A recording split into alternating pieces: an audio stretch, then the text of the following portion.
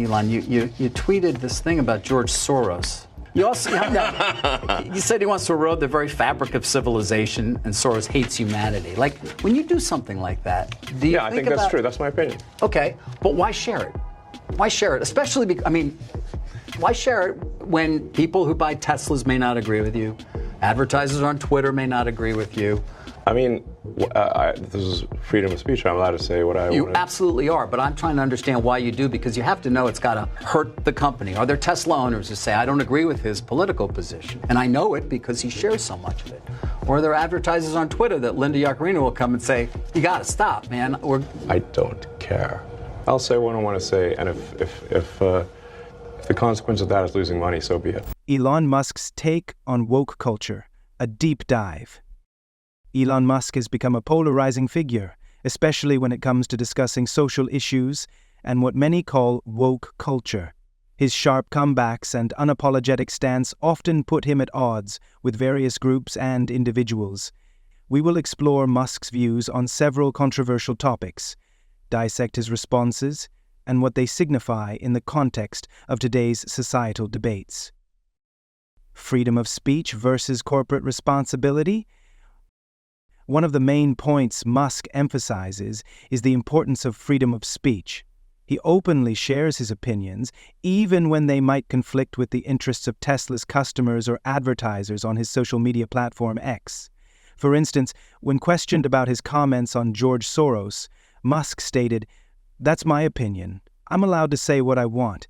This reflects his belief that freedom of speech is paramount, regardless of potential backlash.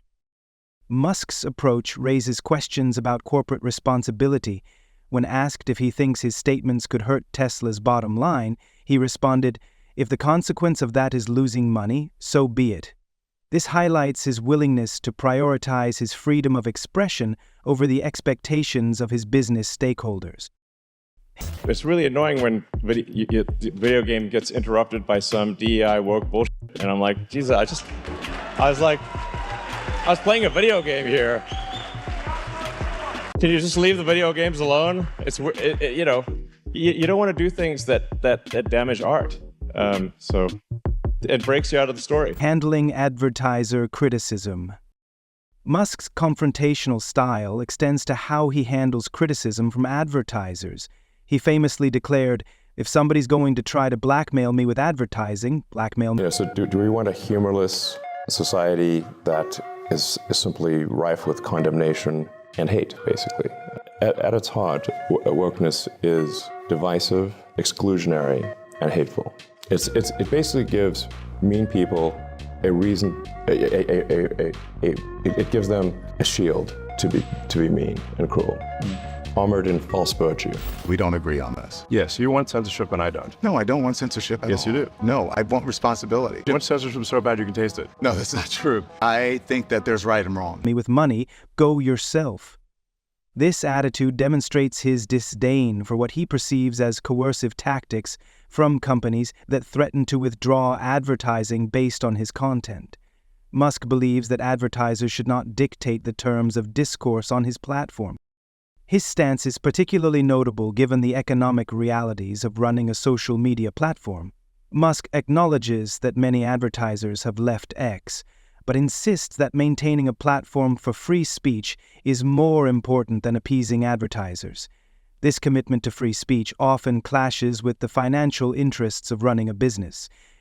That's typically how the bullshit goes, you feel me? When you have a platform that's as big as yours and as powerful as yours and as influential as yours, that there is a certain responsibility that goes along with what you have on your platform and what you put out to the world. I think that's important. I think we have a responsibility to adhere to the law, and if people want the law changed, they should go to their elected representative and get the law changed, and then we will adhere to the law. But if you want us to go beyond the law, that is us deciding to be censors. And I'm against censorship. I'm in favor of freedom of speech. And freedom of speech only is relevant when people you don't like say things you don't like. Otherwise, it has no meaning.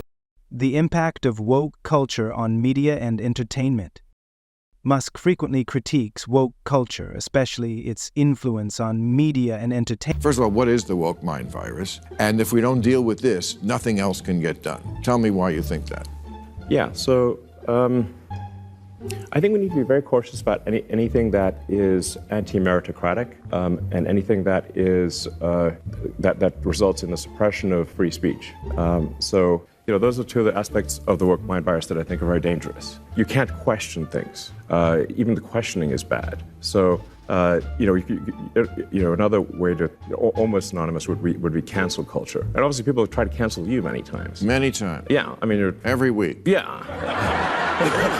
From left and right. I've had it from both sides. Yeah. And it's interesting. People, you and I are both like in that little group of people, maybe it's a bigger group now, Yeah. who are called conservative, who haven't really changed. I Right. don't think of you as a conservative. I'm definitely, like, I at least think of myself as a moderate, so, I mean, at least, I've spent a massive amount of my life energy building sustainable energy, electric Yes. vehicles and batteries and solar and stuff to help save the environment. That's not a,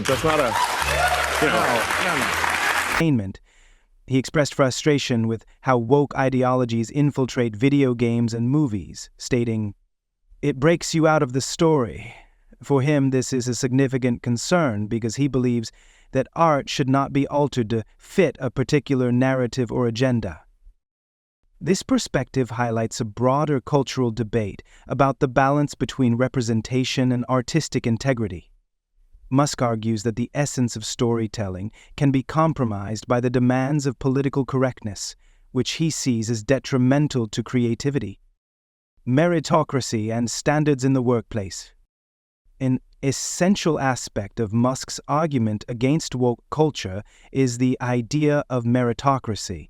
He asserts that hiring practices should not be influenced by race or gender, but should focus solely on competence and capability.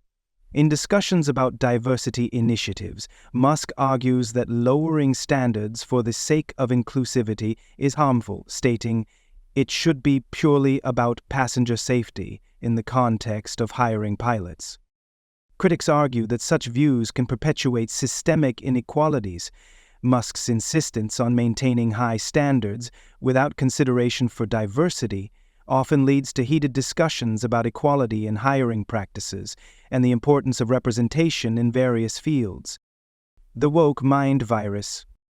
Musk coined the term woke mind virus to describe what he sees as the dangers of anti-meritocratic ideologies and the suppression of free speech.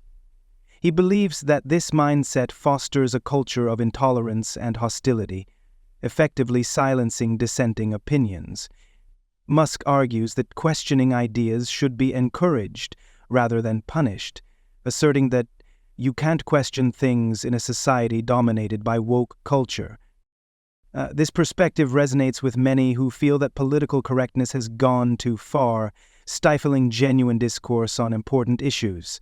Musk's comments about cancel culture further illustrate his belief that it creates an environment where people are afraid to express themselves for fear of backlash. Taxes and government spending.